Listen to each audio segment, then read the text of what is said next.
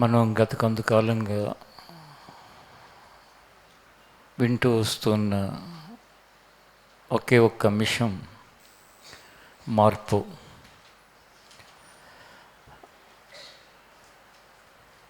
గత కాలంగా మనం వింటున్న ఈ అంశంలో అందరూ కాకపోయినా కొందరి జీవితాలకి ప్రయోజనకరంగా మారి వారు ఈ విషయాన్ని గురించి ప్రస్తావించినప్పుడు వాళ్ళ జీవితంలో సంభవించిన, వాళ్ళ జీవితంలో జరుగుతూ వచ్చిన విషయాలు వింటున్నప్పుడు చాలా సంతోషం కలుగుతుంది. కారణం ఏంటంటే వారిలో మార్పు ఒక అంశంగా కాకుండా మార్పు వారి జీవితంలో భాగంగా మారుతుంది. హల్లెలూయా. మరి ఈ రాత్రి వింటున్న వాళ్ళ జీవితాల్లో మార్పు అంశంగా మిగిలిపోయిందా, లేక మార్పు జీవితంలో భాగమైందా? ఎవరికి వాళ్ళు ప్రశ్నించుకుంటే మీకు మీ మనసు చెప్పే ఆన్సర్ మీ స్థితిని నిర్ణయిస్తుంది. ఎప్పుడు నేను ఒక మాట అంటూ ఉంటాను, మీకు తెలిసిందే. అందరూ ఒకటే వాక్యాన్ని వింటారు, వాక్యం ఒకటే, కానీ ఆ వాక్యం వలన కలిగే ఫలితాలు వేరువేరు. దానికి బైబిల్లోనే దేవుడు చెప్పిన ఉదాహరణ ఏంటంటే, ఒక ఉపమానం, రాతి నేల మీద పడిన విత్తనం, త్రోవ ప్రక్కన పడిన విత్తనం, ముండ్ల పొదల్లో పడిన విత్తనం, మంచి నేలను పడిన విత్తనం. అందరం వినేది ఒకే వాక్యం, కానీ అందరి యొక్క స్థితిగతులు, పరిస్థితులు, భవిష్యత్తు ఒకేలాగా ఉండవు. దానికి కారణం ఆ వాక్యాన్ని మనం స్వీకరించే లేక మనం తీసుకునే రీతిని బట్టి మన యొక్క జీవితం ఉంటుంది. త్రోవ ప్రక్కన పడిన విత్తనము అదే, రాతి నేల మీద పడిన విత్తనం అదే, విత్తనంలో ఏ తప్పు లేదు. ముండ్ల పొదల్లో పడిన విత్తనం అదే, మంచి నేలలో పడిన విత్తనం అదే. విత్తనం అంటే అదే, మంచి విత్తనమే. అలాగే వాక్యం కూడా, నీ హృదయంలోకి ప్రవేశించిన వాక్యం అదే, నీ హృదయంలోకి ప్రవేశించింది అదే, నీలోనూ ప్రవేశించింది అదే, నీలోనూ అదే, పై ఫ్లోర్లోనూ అదే, ఎక్కడున్నా కూడా అదే వాక్యం. ఆ వాక్యం 4 భాగాలుగా మనందరిని విభజిస్తే ఒక భాగం వారు వేరు, మిగతా 3 భాగాల వారు వేరువేరుగా ఉంటారు. ఆ 3 భాగాల వారు వేరువేరుగా అంటే ఏంటంటే, అసలు వినే స్థాయిలోనే పట్టించుకునే వాళ్ళు కొంతమంది ఉంటారు. త్రోవ ప్రక్కన పడిన విత్తనాల వలె వినే స్థాయిలో పట్టించుకుంటారు, కానీ అది కొంతకాలం తర్వాత ఆ వాక్యం వాళ్ళలో ఉండదు. అది రాతి నేల మీద పడిన విత్తనం. వినే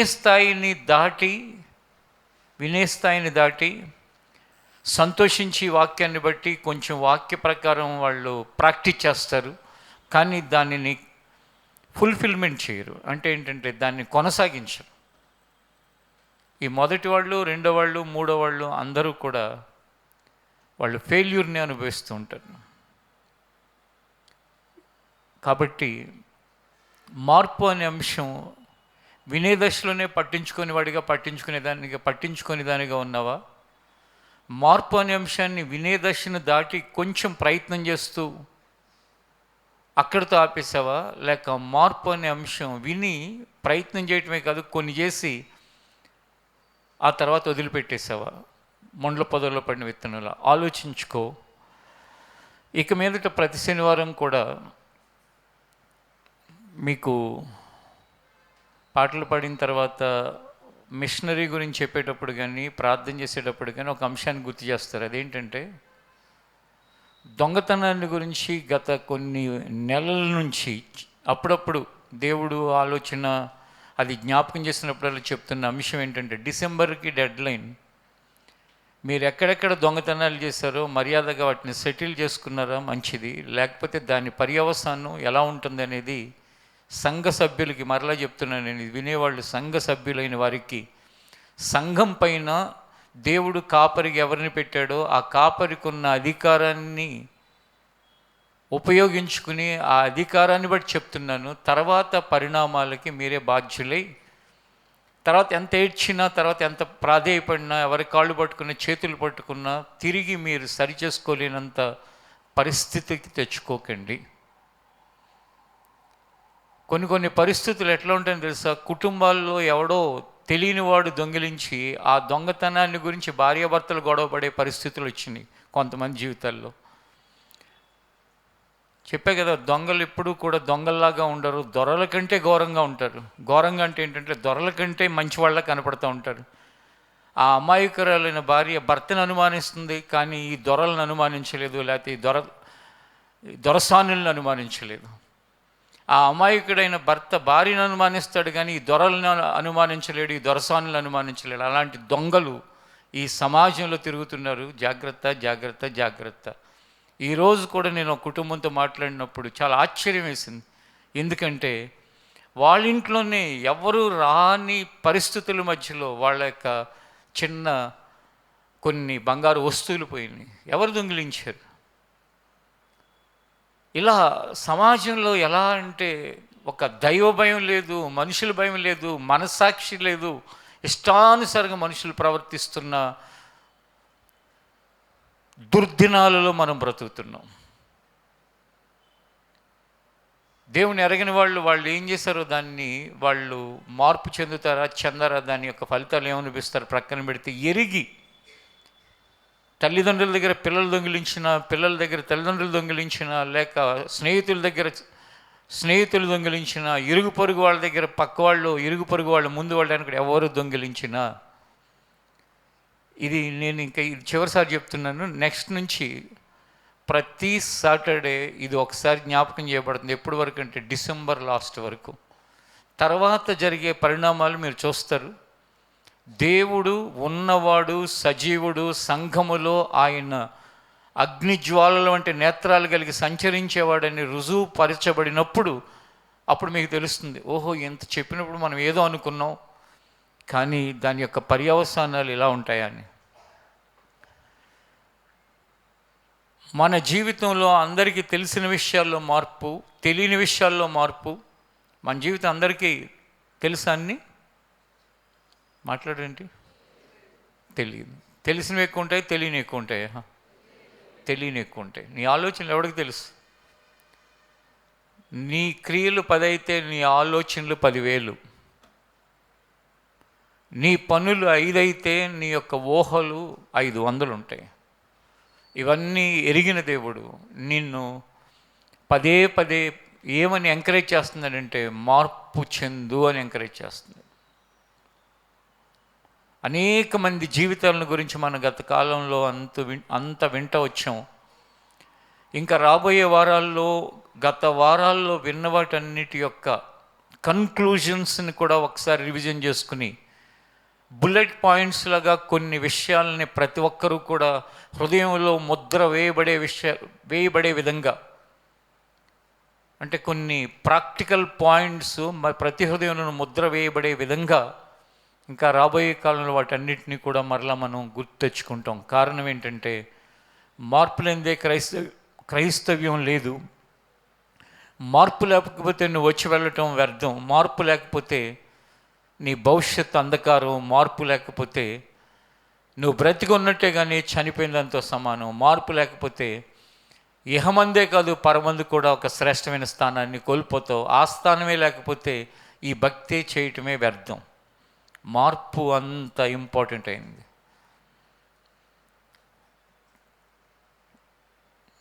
కొందరు జీవితాల్లో వాళ్ళు మార్పు చెందిన విషయాలు షేర్ చేస్తున్నప్పుడు, మాట్లాడేటప్పుడు చాలా సంతోషం కలుగుతుంది. ఎందుకంటే ఒకప్పుడు నేను ఇలా ఉండేదాన్ని, ఇప్పుడు నేను ఈ మార్పు అనే అంశాల గురించి వింటూ నాలో ఇవన్నీ ఒక్కొక్కటి చేంజ్ జరిగింది, ట్రాన్స్ఫర్మేషన్ జరిగింది. ఒకప్పుడు నేను ఇలా ఉండేవాడిని, ఇలా ఉండే నేను నా జీవితంలో దేవుని యొక్క మాట ద్వారా ఈ మార్పుని చెందుతూ ఉన్నాను. ఎక్కడెక్కడ జరుగుతున్నాయో మీ తల్లిదండ్రులకు తెలియకుండా వాళ్ళ యొక్క కార్డ్స్ను ఉపయోగించి, క్రెడిట్ కార్డ్స్ను ఉపయోగించి, డెబిట్ కార్డ్స్ను ఉపయోగించి, ఫోన్పేలు ఉపయోగించి, ఇంకా రకరకాలైన వాటిని ఉపయోగించి వాళ్ళ డబ్బుని వాళ్ళకి తెలియకుండా దొంగిలించే దొంగలు, మోసం చేసే బిడ్డలు, వారిని చదువు లేదు అని ఆసరా చేసుకుని వాళ్ళకి అవగాహన లేకుండా ఇంటి వస్తువులను కూడా ఎత్తుకుపోయేవాళ్ళు. ఈ డ్రగ్స్కి, గంజాయిలకి, వీటికి వాటికి అలవాటు పడిపోయిన వాళ్ళు కొంతమంది పరిస్థితులు ఏంటంటే ఇంట్లో ఉన్న వస్తువులను కూడా తీసుకుపోయి అమ్మేసే దౌర్భాగ్యమైన పరిస్థితులు లోకం అంతా కూడా అలుముకుని ఉన్నాయి. లోకంలోనే మనం ఉన్నాం. మన కుటుంబాల్లో కూడా అలాంటి వారు, అలాంటి పనులు చేసేవారు ఉండటానికి అవకాశాలు బలంగా ఉన్నాయి, ఎవరికి వాళ్ళు జాగ్రత్తగా చూసుకోకపోతే. ఈ దిన ధ్యాన భాగంలోకి వెళ్ళే ముందు ఒకటి చెప్పి నేను వెళ్తాను. అదేంటంటే, మార్పులో ఒక వర్బల్గా, అంటే నా మాటతో చెప్పే ఒక ముఖ్యమైన అంశం ఏంటంటే, తల్లిదండ్రులైన ప్రతి ఒక్కరూ కూడా పిల్లలని గుడ్డిగా నమ్మే స్వభావంలో మార్పు ఖచ్చితంగా రావాలి. ముఖ్యంగా స్త్రీలు ఎంత గుడ్డి నమ్మకం అంటే, అవసరమైతే భర్తనైనా అనుమానిస్తారు కానీ పిల్లలు మాత్రం అనుమానించలేరు.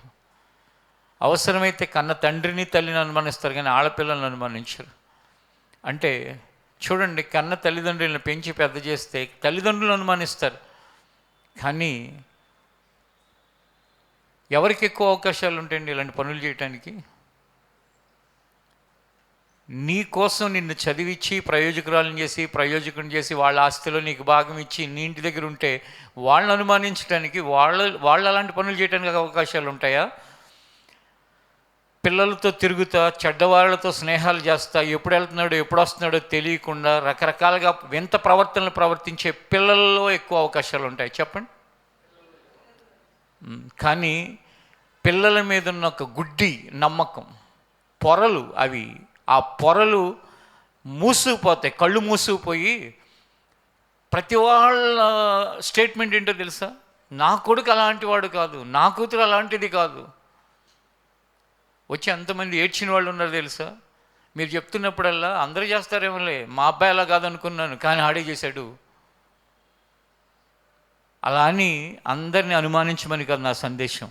కానీ గుడ్డి నమ్మకాలు, పొరలు మూసుకుపోయి, కళ్ళు మూసుకుపోయే పొరలు అవి తొలగించుకుని వాళ్ళ వయసుని బట్టి, వాళ్ళ అవసరతలను బట్టి, వాళ్ళ పరిస్థితులను బట్టి ఎప్పుడు వేమరపాటుతో ఉంటే జీవితంలో నువ్వు చాలా నష్టపోతావు. అందుకే జాగ్రత్తగా ఉండాలి. వేమరపాటు అంటే ఏంటంటే లైట్గా తీసుకుని ఏం కాదులే అనుకుంటే. ఈరోజు ఒకరు మాట్లాడటానికి వచ్చారు. ఆ పిల్లడు 5-6 ఇయర్స్, అంటే ఆ అబ్బాయి దొంగతనం చేశాడని కాదు కానీ వాళ్ళ అమ్మ బ్యాగ్ తీసి ఎన్నో వస్తువులు ఉంటే ఆ డబ్బులు పట్టుకుని ఇట్లా బ్యాగ్ జిప్పేసేస్తున్నాడు. ఆ 4-5 ఏళ్ళు ఏం చేస్తాడు? ఆ డబ్బుల్ని 20 రూపాయలు ఎంతో డబ్బులు తీసి లోపల పెట్టాను నేను. వాళ్ళ అమ్మేమో నా వైపు చూసి మాట్లాడుతుంది, ఆ బ్యాగ్ పక్కన ఉంది. వీడు మెల్లగా బ్యాగ్ తీసి అందులో నుంచి డబ్బులు మాత్రమే తీస్తున్నాడు. చాలా వస్తువులు ఉంటాయి కదా, ఆడుకోవటానికి తీస్తున్నాడా? డబ్బు మీద ఆసక్తి, డబ్బు మీద ఇంట్రెస్ట్. అబ్బాయి వెళ్ళి ఎక్కడ ఏం చేయలేడు, కానీ ఇక అది జీన్స్లో లేకపోతే నరాల్లో బాగా ఏమైపోయిందంటే చొచ్చుకుపోయింది. Be careful. మీ వయసును బట్టి మీకు తొందరలు కలిగిన పొరపాటున మీ తల్లిని, తండ్రుల్ని మోసం చేయకండి. మీ వయసును బట్టి మీకు అవసరతలు ఉన్న వాళ్ళకి ద్రోహం చేయబాకండి. ఏ ద్రోహం, ఏ మోసం, ఏ దొంగతనాలు చేస్తారో అవన్నీ మీ నెత్తి మీదకి వచ్చినప్పుడు దాని ఫలితాలు చాలా ఘోరంగా ఉంటాయి.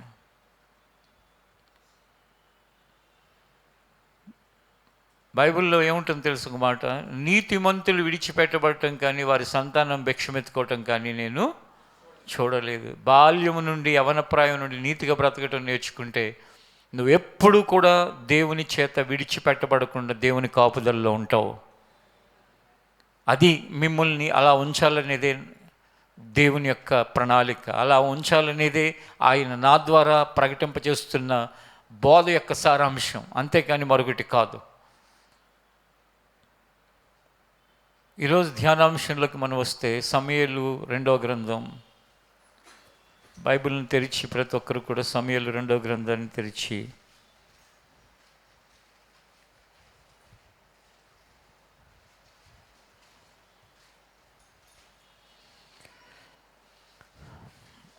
15వ అధ్యాయం 18వ వచనాన్ని చదువుకుందాం.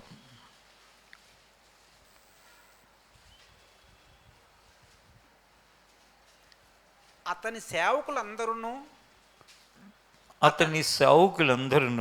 అతని ఇరుపార్శ్వముల నడిచిరి. అతని ఇరుపార్శ్వముల నడిచిరి. కెరేతీయులందరూ పెలేతీయులందరూ గాతు నుండి వచ్చిన 600 మంది గిత్తీయులను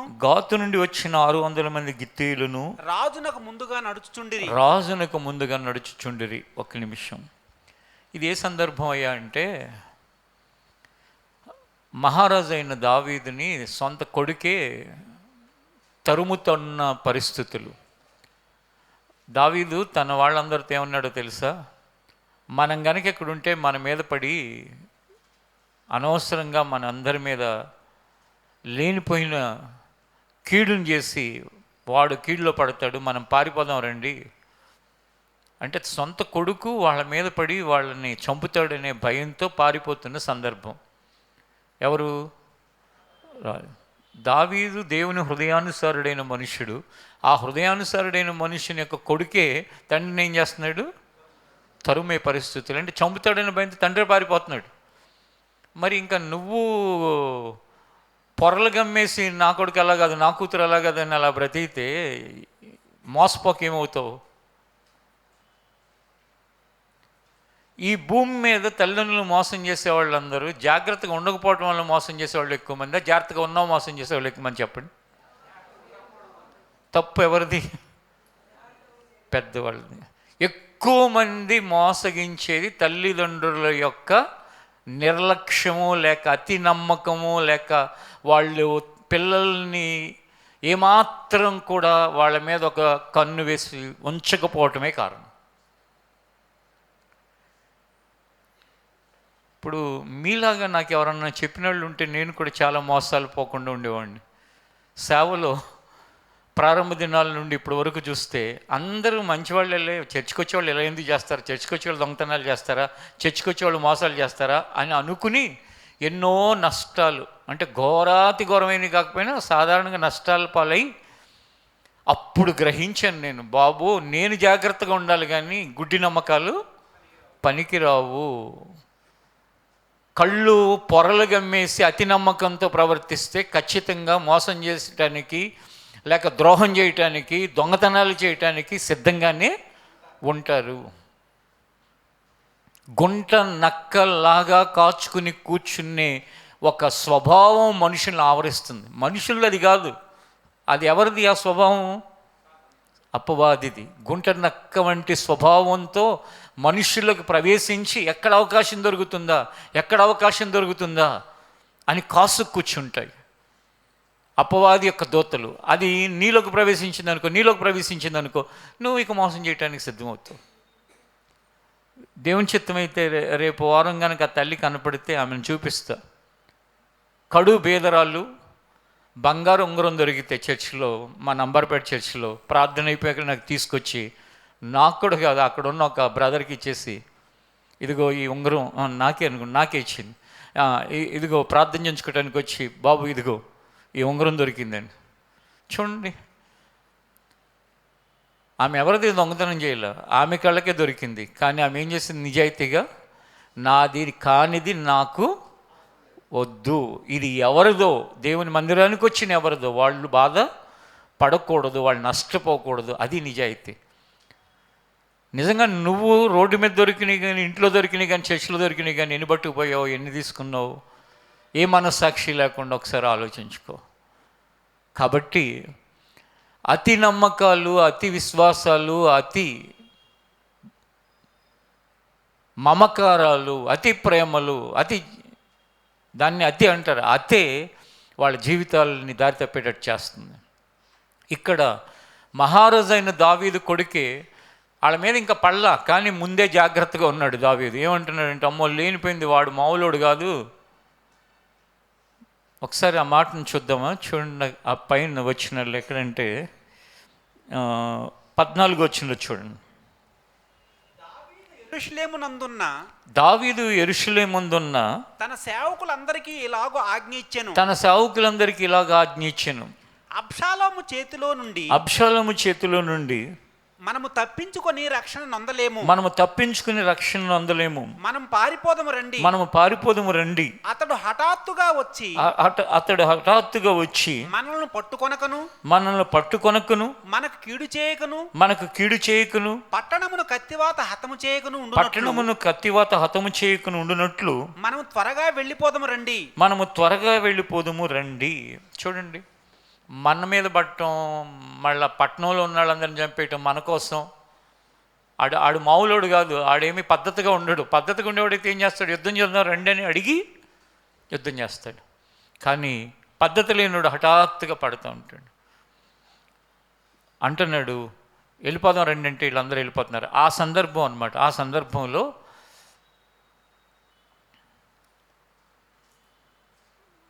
దావీదుకి అటువైపు ఇటువైపు కొంతమంది, ముందు కొంతమంది ప్రయాణం చేస్తున్నారు.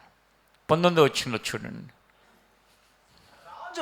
రాజు గిత్తీయుడగు ఎత్తైన కనుగొని నీవు నివాస స్థలము కోరు పరదేశివై ఉన్నావు. నీవెందుకు మాతో కూడా వచ్చుచున్నావు? నీవు తిరిగిపోయి రాజున్న స్థలమున ఉండుము. ఒక్క నిమిషం, 19వ వచనం జాగ్రత్తగా చదివిన దాన్ని గ్రహించండి. నేను చెప్తాను. ఇత్తయి అనే ఒక వ్యక్తి ఉన్నాడు. ఈ ఇత్తయి అనే వ్యక్తి పరదేశి అన్నమాట.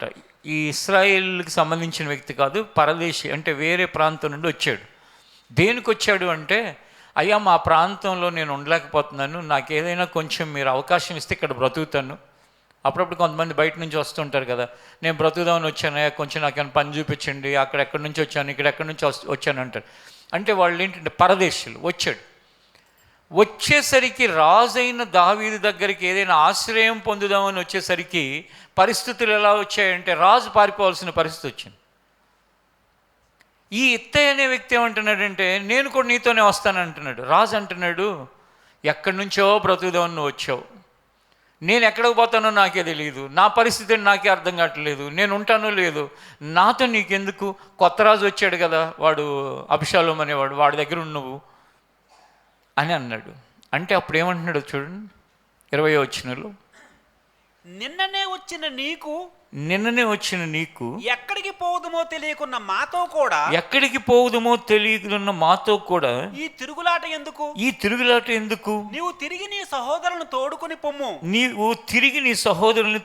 పొమ్ము. కృపా సత్యములు నీకు తోడుగా ఉండును గాక అని చెప్పగా, కృపా సత్యములు నీకు తోడుగా ఉండును గాక అని చెప్పగా ఏమంటున్నాడంటే, ఇతను ఒక్కడే కాదు, ఇతని కుటుంబ సభ్యులు, ఇతని సంబంధించిన వాళ్ళు 600 మంది వచ్చారు. ఆ ఒక్కడైతే వేరే విషయం, 600 మంది తనకు సంబంధించిన వాళ్ళందరూ వస్తే, మేము ఎక్కడికి వెళ్తాం మాకే తెలీదు, మా పరిస్థితులు ఎలా ఉంటాయో మాకే తెలియదు, మాతో నీకెందుకు, నువ్వు వెళ్ళిపోయి నీ సహోదరులతో కలిసి చక్కగా ప్రశాంతంగా ఉండని చెప్పాడు. అప్పుడు 21వ వచనంలో అతను ఏమంటున్నాడంటే, ఇత్తయి నేను చచ్చినను బ్రతికినను యెహోవా జీవము తోడు, నా ఏలినవాడవును రాజువగు నీ జీవము తోడు. ఏ స్థలమందు నా ఏలినవాడవును రాజువగు నీవుందువో ఆ స్థలమందే నీ దాసుడైన నేనుందునని రాజుతో మనవి చేసెను. చూడండి ఏమంటున్నాడు, చచ్చినను బ్రతికినను, నువ్వు ఎక్కడుంటే నేను కూడా అక్కడే. అంటే ఎంత అతనిలో ఒక మార్పు. దావీదును చూడగానే అతని మనసు మారిపోయింది. వచ్చింది ఎందుకు వచ్చాడంటే, బ్రతుకు తెరువు కోసం వచ్చాడు. అప్పుడు రాజు పరిస్థితి, దావీదు పరిస్థితి ఏంటంటే, రాజరికం పోయి పారిపోయాడు. ఇంకేం రాజు, పేరు కూరినే రాజు అంటున్నారు కానీ రాజు స్థానంలో అబ్షాలోము ఉన్నాడు, ఆక్రమించేశాడు. అధికారం అబ్షాలోముది, సైన్యం అబ్షాలోముది, అక్కడ ఉన్న వాళ్ళందరూ ప్రజలు అబ్షాలోము వైపు ఉన్నారు. కానీ దావీదును చూచిన ఈ ఇత్తయి అనే వ్యక్తి మాత్రం, నేను చచ్చినను బ్రతికినను, నేను కానీ మా కుటుంబ సభ్యులు కానీ మా 600 మంది కానీ నీతోనే ఉంటాం, కానీ నువ్వు ఎక్కడుంటే అక్కడే ఉంటాం. నువ్వు ఎలాంటి కష్టాలు పడితే ఆ కష్టాల్లో మేము కూడా పాలు పంపులు పొందుతాం. నువ్వు ఎలాంటి ఇబ్బందుల్లో ఉంటే మేము కూడా అలాంటి ఇబ్బందుల్లో ఉంటాం, కానీ మేము మాత్రం నిన్ను వదిలిపోమని. మీ పిల్లల్ని కొన్ని రోజుల పాటు కొన్ని ఇబ్బందికరమైన పరిస్థితులు కూడా మనం బ్రతుకుదామని చూడండి. నువ్వు చస్తే చావు, అక్కడేమో నేను చచ్చినా కూడా నేను నీతోనే ఉంటానన్నాడు. ఎవరు? ఎత్తాయి. ఇప్పుడు వీళ్ళు ఏమంటారు తెలుసా, నువ్వు చస్తే చావు, మేం మాత్రం బాగుండాలి. నువ్వు ఇబ్బందులు పడితే పడు, మమ్మల్ని మాత్రం ఇబ్బంది పెట్టబాకు. నీ యొక్క భక్తి అంతా తీసుకొచ్చి మా మీద రుద్దబాకు, మా బ్రతుకు మేము బ్రతుకుతాం. ఈ రోజుల్లో కొంతమంది జీవితాలు, అంటే కొంతమంది అనే దానికంటే ఎక్కువ మంది అలాగే ఉన్నారు. అంతేగాని మా తండ్రి ఈ తండ్రితోనే నాకు కష్టమైన నష్టమైన, ఈ తల్లి వీళ్ళతోనే, ఈ కుటుంబంతోనే, లేక దేవుడు నాకు ఇచ్చిన సహవాసం, ఏ పరిస్థితులైనా నేను మూవ్ ఆన్ అవ్వాలి. ఏ పరిస్థితులైనా అంటే ఏంటంటే వాక్యానికి విరుద్ధంగా వెళ్ళే పరిస్థితులని కాదు. కొన్నిసార్లు శ్రమలు, ఇబ్బందులు, అవమానాలు, శ్రమలలో, శోధనకరమైన పరిస్థితులలో, అవసరతలు ఇతరులు కలిగినప్పుడు ఆ అవసరతలలో, వాళ్ళ బాధలో నువ్వు కూడా బాధ పొందుతూ, జీవితంలో కావాల్సింది ఒక ఎత్తై వంటి మార్పు కావాలండి.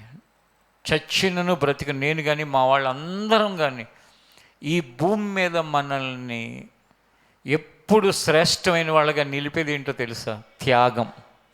త్యాగానికంటే గొప్పది ఇంకేమీ లేదు. సాక్రిఫైస్. మనుషులకి ఎక్కువ మందికి నచ్చింది ఏంటో తెలుసా? ఏంటి?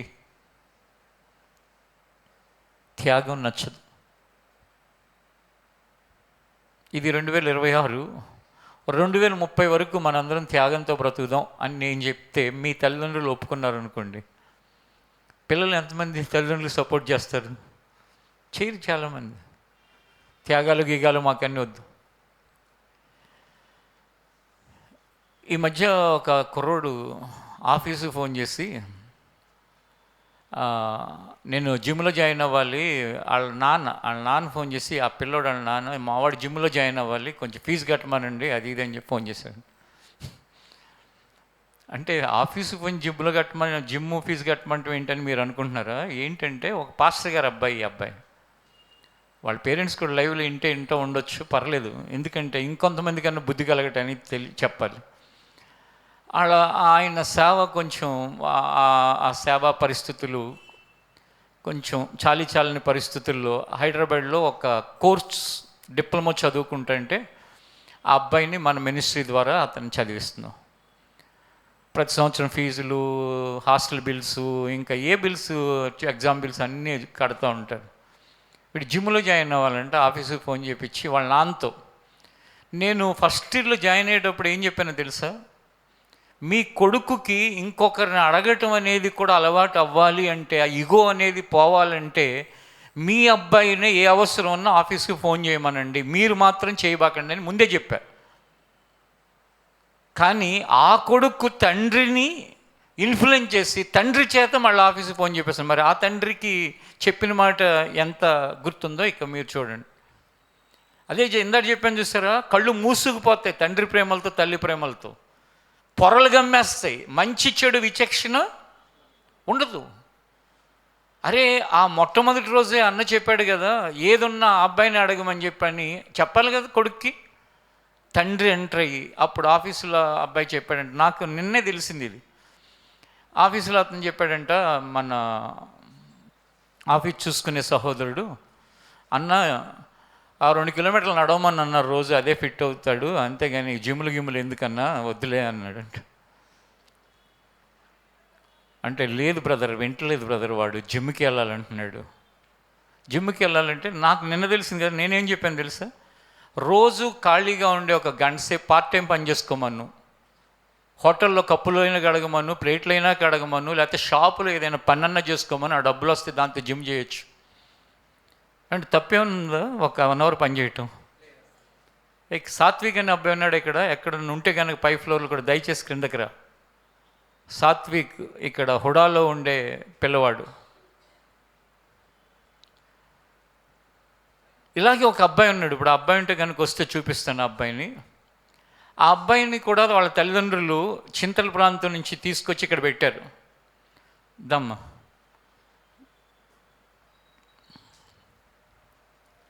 ఇప్పుడు నేను ఇందాక చెప్పిన స్టోరీ అబ్బాయి కంటే సీనియర్ ఇతను. ఎవరు? ఇప్పుడు అబ్బాయి 3rd ఇయర్, ఈ అబ్బాయి 3rd ఇయర్ అయిపోయి ఇంజనీరింగ్ ఫస్ట్ ఇయర్. నువ్వు 2nd ఇయర్. అంటే డిప్లొమా అయిపోయినాక డైరెక్ట్ సెకండ్ ఇయర్కి వెళ్ళిపోతాడు కదా, సెకండ్ ఇయర్. ఈ అబ్బాయిని చూడండి, మీరు ఆశ్చర్యపోతారు. ఇతని గురించి నేను ఒకటి చెప్తాను. సాయంకాలం పూట మన ఛార్జర్సు, కార్డ్లెస్ ఇయర్ ఫోన్స్, ఇంకా కొన్ని యాక్సెసరీస్ ఉంటాయి కదా సెల్ ఫోన్కి సంబంధించి, అవన్నీ పట్టుకుని ఎవరైతే ఎక్కువ జనం ఉంటారో ట్యాంక్ బండ్లో లేకపోతే ఇట్లా కొన్ని సంతలు అట్లాంటి వాటి దగ్గర అమ్ముతూ ప్రతి వెళ్ళినప్పుడల్లా 2-3 గంటల్లో 500-600 సంపాదించుకుంటున్నాడు.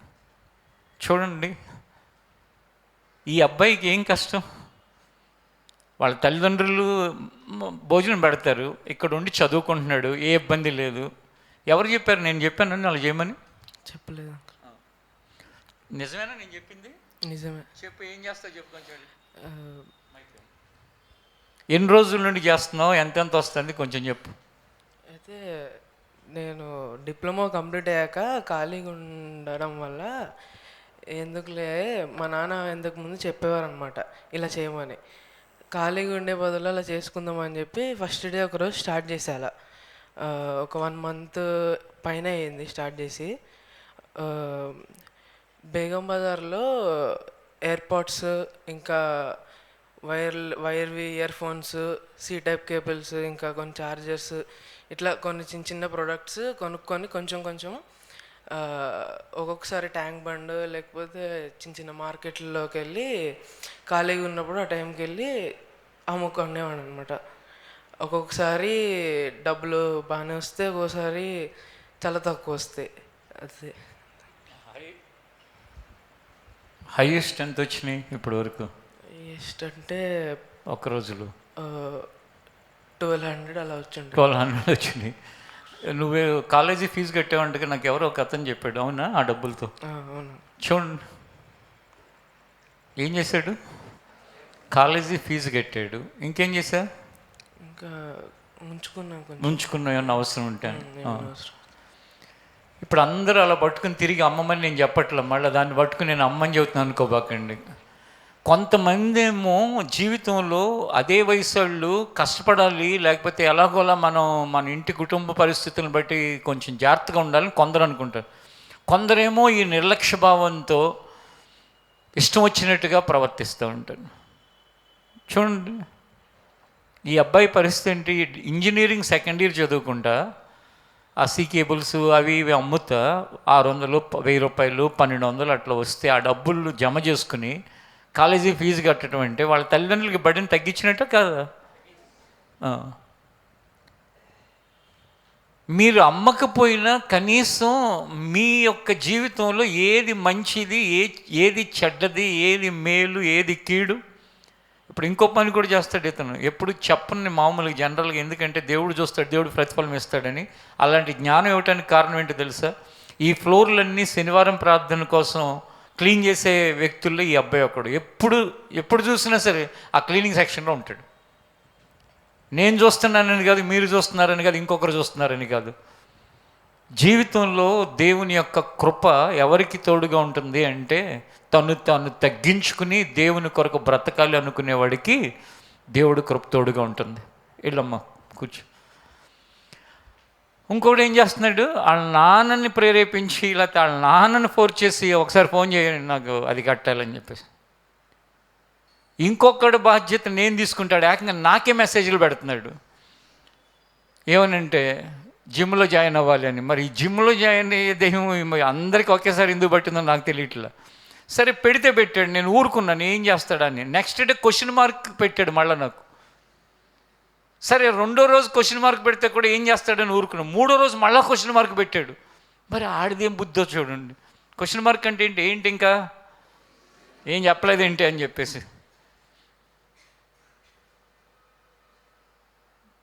అంటే ఎంత జ్ఞానంగా పిల్లల్ని తల్లిదండ్రులు పెంచుతున్నారో, వీళ్ళు ఎంత జ్ఞానంగా పెరుగుతున్నారో మీరు ఇక ఆలోచించండి.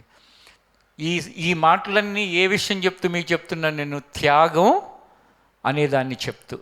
అప్పుడు నాకు ఈ క్వశ్చన్ మార్కులు చూసినాక ఒక ఆలోచన వచ్చింది. అదేంటంటే, వీళ్ళకి ఫీజులో లేకపోతే వీళ్ళకి అవసరాలకి కొంతమంది మరీ కుటుంబాలు ఇబ్బంది పడి తల్లిదండ్రులు చదివించలేని వాళ్ళ పరిస్థితులు చేస్తున్నాం కదా. వీళ్ళ దగ్గర కనుక డబ్బులు ఉంటే ఇంకొకళ్ళ అవసరానికి అసలు వీళ్ళు ఖర్చు పెడతారు అసలు? ఒకసారి ఆ ప్రయత్నం కూడా చేద్దాం. వీళ్ళ దగ్గర ఏదో ఒకటి ఉంటుంది కదా, ఇదిగో నీ దగ్గర ఈ ఫోన్ ఉంది కదా, ఇది ఆడికి ఇచ్చేసి, ఆడికి ఏమీ లేదు, నీకంటే ఎక్కువ చదువుకుంటున్నాడు, నీకు ఇంకో ఫోన్ ఇస్తానంటే ఇస్తారా? లేకపోతే వీళ్ళ దగ్గర ఒక 10,000 ఉన్నాయి, ఆ 10,000 ఇంకొకళ్ళు కష్టాల్లో ఉన్న వాళ్ళకి ఇచ్చేసి అంటే ఇస్తారా?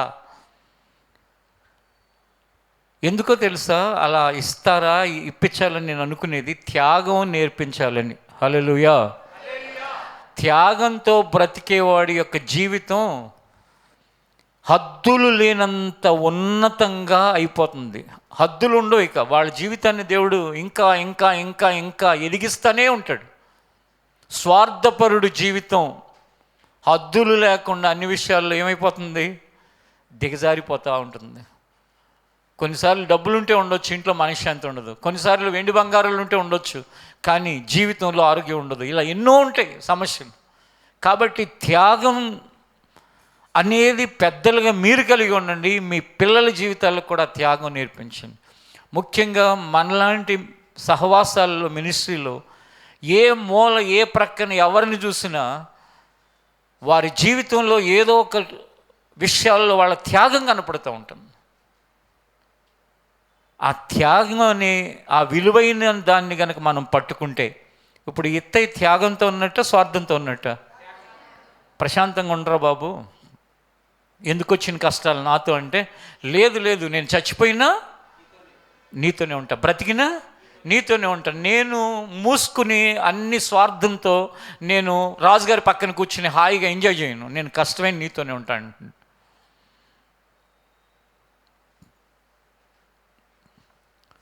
ఇప్పుడు ఎదుగుతున్న ఈ పిల్లల్లో చాలామందికి తెలియదు చర్చిలు, సంఘాలు ఎలా ఉంటాయి.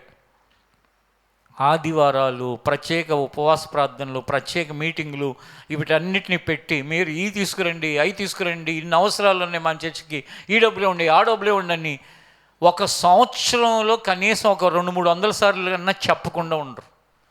మీలో పుట్టినప్పటి నుంచి ఎప్పుడన్నా ఇలాంటి మాటలు విన్నారు? ఒక్కసారన్నా విన్నారా? కారణం ఏంటి? మన దేవుడు సజీవుడైన దేవుడు. మనం దేవుని వైపు చూస్తూ వెళుతూ ఉంటే త్యాగంతో బ్రతికే వారిని ఆయన సిద్ధపరుస్తాడు సంఘంలో నుండి. ఆ త్యాగంతో బ్రతికే వాళ్ళ ద్వారా ఈ పని ముందుకి కొనసాగుతుంది అని. నిజంగా అలా త్యాగభరితమైన మనస్తత్వంతో ఉన్నవాళ్ళు అనేకులు ఉన్నారు కనుకే ఈ దేవుని పని ముందుకు కొనసాగుతుంది. మరి నువ్వు స్వార్థపరుడుగా ఉంటే ఎలా? నువ్వు స్వార్థపరురాలుగా ఉంటే ఎలా? ఎంతసేపు నీకోసమైనా నువ్వు ఆలోచించుకునేది? ఇతరుల గురించి ఆలోచన నీకు రాదా? ఈ ఇత్తయ్య అనే వ్యక్తి యొక్క జీవితంలో చూడండి, తన స్వార్థంతో ఉంటే కనుక తను ఒక చోట ఆగిపోయి ఉండేవాడు. అనేక మంది తల్లిదండ్రులు నాతో చెప్తున్న విషయం ఏంటో తెలుసా? పిల్లలకి తీసుకోవటం తప్ప ఇవ్వటం రావట్లేదన్న అంటున్నారు. తప్పు దేవుడిదా? తప్పు చర్చిదా? తప్పు తల్లిదండ్రులు? ఎవరిది చెప్పండి?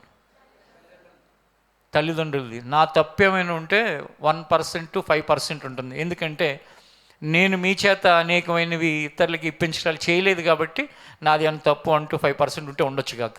కానీ ఇక మీదట ఆ తప్పు నా మీద ఉండకుండానట్లు మీలో కొంతమందిని ఇదిగో నువ్వు ఈ పని చేయి, నువ్వు ఇదిగో వాళ్ళకి ఆ సహాయం చేయి, నువ్వు వీళ్ళకి ఇచ్చేయని చెప్పి నేర్పిస్తే మంచిది. అందరికీ కాకపోయినా చర్చిలో బాధ్యతలు కలిగిన వాళ్ళు ఉంటారుగా కొంతమంది, చర్చి పనుల్లో ఉన్న తల్లిదండ్రులు, ఆడపిల్లలనైనా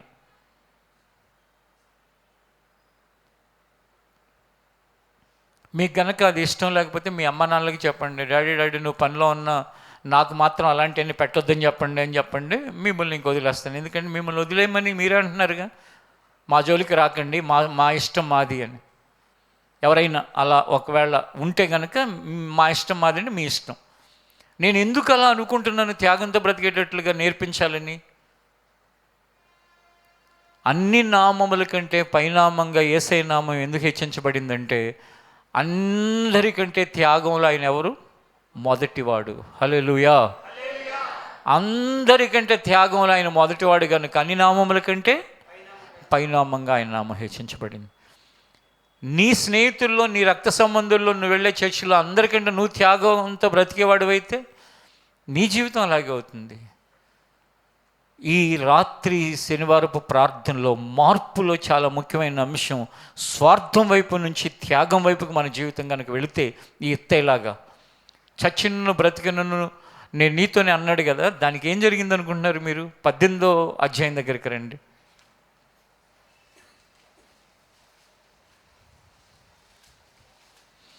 ఆ 18వ అధ్యాయం దగ్గరికి వెళ్ళే ముందు ఈ 15లో 22 కూడా ఒకసారి చదవండి. చచ్చినను బ్రతికిన నీతోనే అన్నాడు కదా, అందుకు దావీదు ఏమన్నాడంటే 22వ వచనంలో, అందుకు దావీదు అలాగైతే నీవు రావచ్చునని ఇత్తయితో సెలవిచ్చెను గనుక గిత్తీయుడు ఇత్తయిను అతని వారందరూ అతని కుటుంబీకులందరూ అతని కుటుంబీకులందరూ సాగిపోయిరి. ఇప్పుడు 18వ అధ్యాయం దగ్గరికి రండి.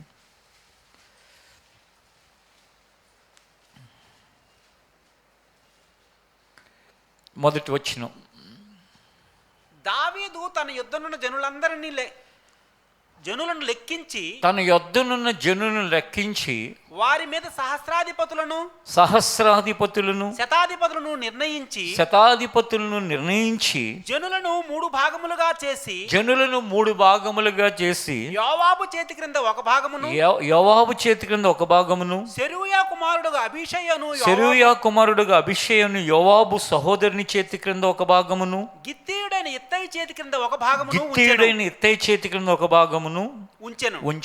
చూడండి, ఇత్తయికి ఎలాంటి ప్రమోషన్ వచ్చింది? అప్పటికే అబీషై, యోవాబు అనే సైన్యాధికారులు ఉన్నారు దావీదు దగ్గర, చాలా కాలం నుంచి ఉన్నారు వాళ్ళు. వాళ్ళిద్దరిని వాళ్ళందరి 3 భాగాలు చేశారంట సైన్యాన్ని.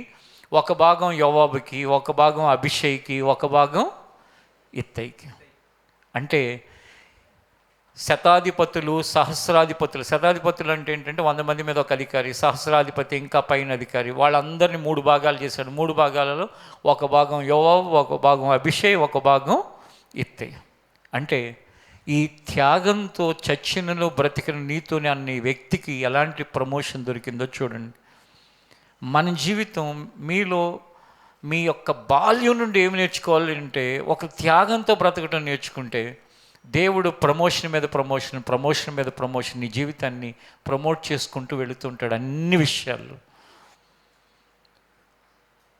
త్యాగంతో బ్రతికేవాడి జీవితాన్ని గురించండి, వాళ్ళ తల్లిదండ్రులు భయపడక్కర్లా, వాళ్ళ అన్నదమ్ములు భయపడక్కర్లేదు, లేక వాళ్ళ స్నేహితులు భయపడక్కర్లేదు, ఎవ్వరు భయపడక్కర్లేదు. త్యాగంతో ఉన్నాడా వాడికి జ్ఞానం, లేకపోతే జ్ఞానం దేవుడు వలన కలుగుతుంది. త్యాగంతో ఉన్నాడా, వాడు లేమిలో ఉంటే ఆ లేమిలో నుండి దేవుడు పైకి తీసుకొస్తాడు. త్యాగంతో ఉన్నాడా, వాడు బలహీనుడుగా ఉంటే దేవుడు వాడిని బలపరుస్తాడు. త్యాగం ఏం చేస్తుందంటే మన ఉన్న స్థితి నుండి, స్థాయి నుంచి మనని ప్రమోట్ చేస్తూ ఉంటుంది. మనుషులకు అభ్యంతర కారణంగా ఉంటుందని కొన్ని సాక్ష్యాలు నేను చెప్పను, కానీ త్యాగంతో ఉన్న కొంతమందిని నేను మన మినిస్ట్రీలో కనుక నిలబెట్టి మాట్లాడితే కొంతమంది జీర్ణించుకోలేరు. కారణం ఏంటంటే వాళ్ళని దేవుడు ఎలా ప్రమోట్ చేశాడు, ఎలాగున్న ఆయన ముందుకు తీసుకెళ్ళాడు, ఎలా నడిపించాడు. లాస్ట్ 28 yearsగా అనేక మంది జీవితాలని, అప్పటి నుంచి ఉన్నవాళ్ళు, మధ్యలో వచ్చిన వాళ్ళు, ఈ మధ్యకాలంలో వచ్చిన వాళ్ళని, వాళ్ళ యొక్క ప్రతి మూమెంట్ని దేవుడు ఏం చేస్తాడంటే హానర్ చేస్తాడు. త్యాగంతో ఉన్నవాడు చేసే ప్రతి మూమెంట్, అంటే ప్రతి పని, త్యాగంతో బ్రతికేవాడు ఎప్పుడు ఏం చూస్తాడో తెలుసా? నా కోసం అని ఆలోచించుకోడు. ఎందుకంటే నా కోసం ఎవరి పని? దేవుడు చూసుకుంటాడు. నా పని ఏంటంటే నేనేం చేయాలి? దేవుడు ప్రేమ నన్ను ఏం చేయమని బలవంతం చేస్తుంది, దేవుడు మనస్సు నన్ను ఎలా బ్రతకాలని ప్రేరేపిస్తుంది, దేవుడు కొరకు నేను ఎలా ముందుకు వెళ్ళాలి, ఇదే ఆలోచనతో ఉంటాడు. లేకపోతే నిన్నగాక మొన్న కొత్తగా వచ్చిన ఇత్తయికి చచ్చిన బ్రతికిన నీతోనే, నువ్వు ఎక్కడుంటే నేను కూడా అక్కడే ఉంటాను, నా వాళ్ళందరం కలిసి నీతోనే వచ్చేస్తాను ఎందుకంటాడంటే దావీదును చూచాడు, దావీదు మనస్సు ఎరిగాడు. ఏమనిపించిందంటే బ్రతికితే ఇలాంటి వాళ్ళతో బ్రతకాలరా, ఉంటే ఇలాంటి వాళ్ళతో ఉండాలి, ఏమైతే అవని. కొడుకు తరిమే రోజు వచ్చింది, వస్తే రాని, కానీ ఇలాంటి వాడితో ఉంటే కనీసం నేను గనక ఒకవేళ తర్వాత నన్ను చంపేస్తే దేవుడి దగ్గర అన్న నాకు ఉన్నతమైన స్థానం ఉంటుంది ఇలాంటి వాడితో ఉంటే. కానీ ఇలాంటి వాడిని వదిలిపెట్టి అలాంటి వాడితో ఉన్నాను అనుకో, ఒకవేళ నాకేమన్నా మంత్రి పదవి ఇస్తాడేమో కానీ నా బ్రతుకు మాత్రం అగ్నిగుండంలో, నరకంలో ఉంటుంది. కొంతమందిని ఎందుకు వదిలిపెట్టరు అనుకుంటున్నారు? ఏదో ఒక పదవో, ఏదో ఒక ఆధిక్యతో, ఏదో ఒక స్థానం ఇస్తారు కాబట్టి వదిలిపెట్టరు. మంచివాడితో ఏ స్థానం లేకపోయినా పర్లేదు, కానీ చెడ్డవాడితో సింహాసనం ఇచ్చినా ప్రమాదమే. కాబట్టి మన జీవితం మార్పు ఏ విషయంలో? స్వార్థాన్ని విడిచి త్యాగం వైపు మార్పు ఉంటే. దేనికొచ్చాడు దావీదు దగ్గరికి? పరదేశిగా ఉండి బ్రతుకు తెరువు కోసం వచ్చాడు. కానీ ఏం చేస్తున్నాడు? బ్రతుకుదామని వచ్చాడు, కానీ చచ్చినా బ్రతికినా నీతోనే ఉంటానని దావీదుతో పాటు తన ప్రయాణాన్ని కొనసాగించాడు. ఒక సామాన్యమైన వ్యక్తిగా వచ్చిన ఎత్తయి శతాధిపతికి, సహస్రాధిపతులు వీళ్ళందరికీ పైన సైన్యాధికారిగా మారాడు. దావీదుకున్న సైన్యంలో 3 అధికారుల్లో, సైన్యాధికారుల్లో ఒక అధికారిగా మారాడు. ఒక భాగం, 1/3 అంటారు, 3 వంతులలో 1 వంతు ఈ ఎత్తయి చేతిలో ఉంది. కాబట్టి తర్వాత కాలంలో ఇంకెత్తయి ద్వారా దేవుడు ఏం చేయించాడు చూస్తే, దావీదుకి ఎప్పుడు కూడా నమ్మకస్తులైన వ్యక్తిగా ఉన్నాడు ఎత్తయి. మన జీవితాల్లో కూడా దేవుని యొక్క మార్గంలో ఒక నమ్మకంతోనూ త్యాగంతోనూ మన జీవిత కాలం అంతా మనం ప్రయాణం చేస్తే, నీకోసం నువ్వు అసలు ఏ వర్రీ అక్కర్లేదు. నీ జీవిత ప్రతి అవసరత ప్రభు చూసుకుంటాడు. హల్లెలూయా. ప్రతి విషయంలో దేవుని యొక్క కాపుదలను చూస్తావు. దేవుడు సేవ కొరకు నేను వచ్చిన తర్వాత ఎన్నడూ నా కోసం నేను ఆలోచించుకోవాల్సిన అవసరమే కలగకుండా దేవుడు చూచుకోవటానికి కారణం ఏంటో తెలుసా?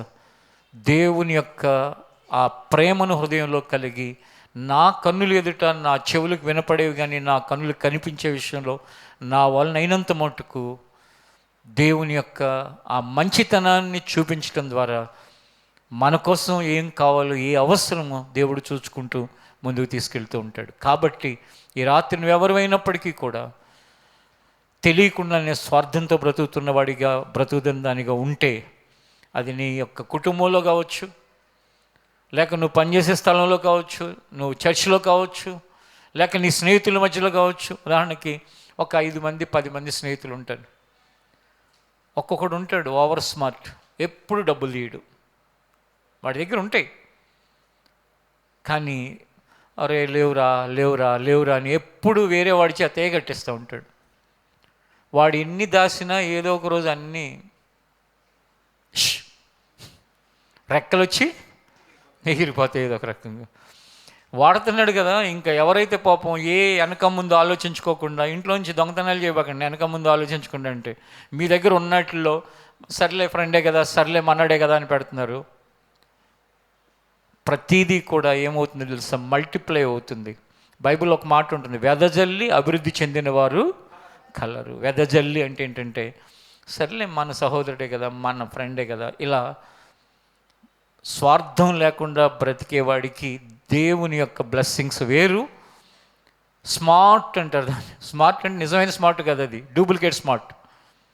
స్మార్ట్ ఫోనుల్లో రకరకాలు ఉంటాయి కంపెనీలు, కొన్ని డూప్లికేట్ కంపెనీలు ఉంటాయి. అలాగే కొంతమంది స్మార్ట్గా ఉంటారంటే ఏంటంటే డూప్లికేట్ గాళ్ళు.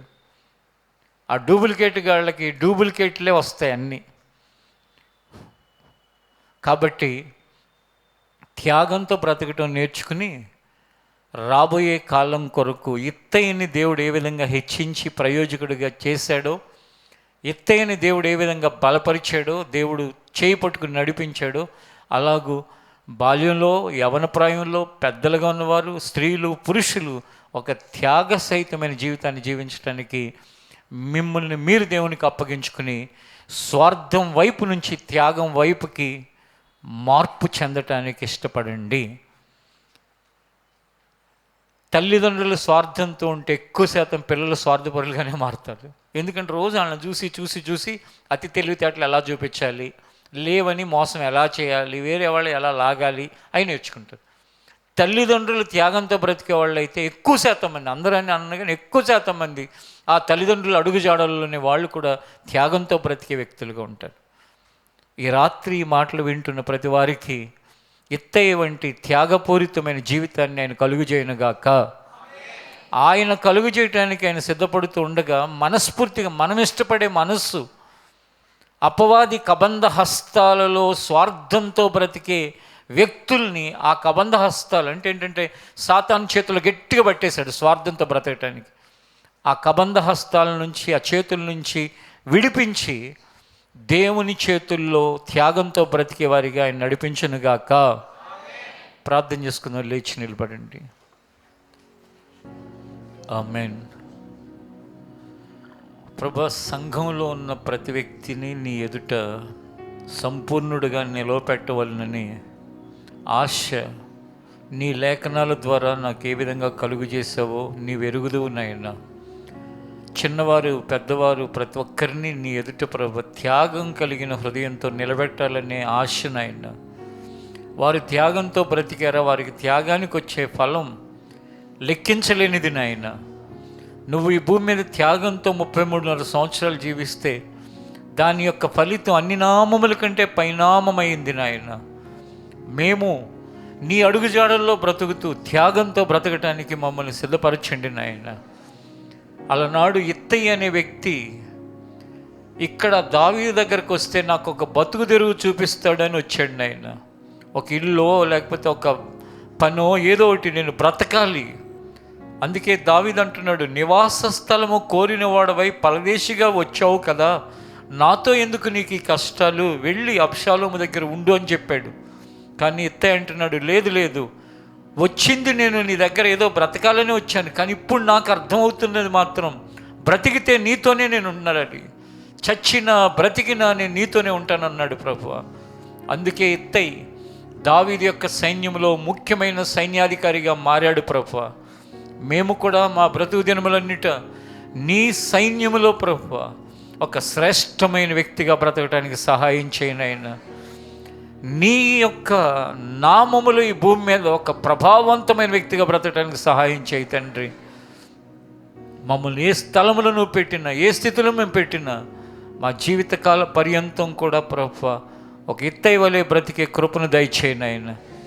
స్వార్థాన్ని వీడి త్యాగం వైపు అడుగులు వేయటానికి కృప చూపునైనా. ఆ మార్పు సంఘంలో ఉన్న ప్రతి యవ్వనుడిని, ప్రతి పెద్దల్ని, ప్రతి పురుషుణ్ణి, ప్రతి స్త్రీని దాని కొరకు మీరు సిద్ధపరచమని నేను వేడుకుంటున్నాను తండ్రి. నిశ్చయముగా ప్రభువా మా జీవితకాలమంతా త్యాగం అనేది మేము కలిగి ఉంటే ప్రభు, మేము ఎక్కడ ఉంటే అక్కడ నీ నామము ఘనపరచబడుతుంది నాయన. నీ నామానికి మహిమ కలుగుతుంది ప్రభు. ఇలాంటి వ్యక్తి నేను ఎక్కడా చూడలేదు, ఇలాంటి కుటుంబాన్ని ఎక్కడా చూడలేదు. నిజంగా దేవుడు అంటే వీళ్ళని చూస్తుంటే అర్థమవుతుంది అని మమ్మల్ని చూచిన వారు నిన్ను మెచ్చుకునేటట్లుగా బ్రతకటానికి సహాయం చేయండి. మా అందరినీ మార్పు ద్వారా ఇటు అనుభవాల్లో నడిపించమని యేసు నామములో అడుగుచున్నాం తండ్రి. ఆమేన్. ఈ ప్రార్థన ముగింపులో మీ అందరికీ నా వందనాలు.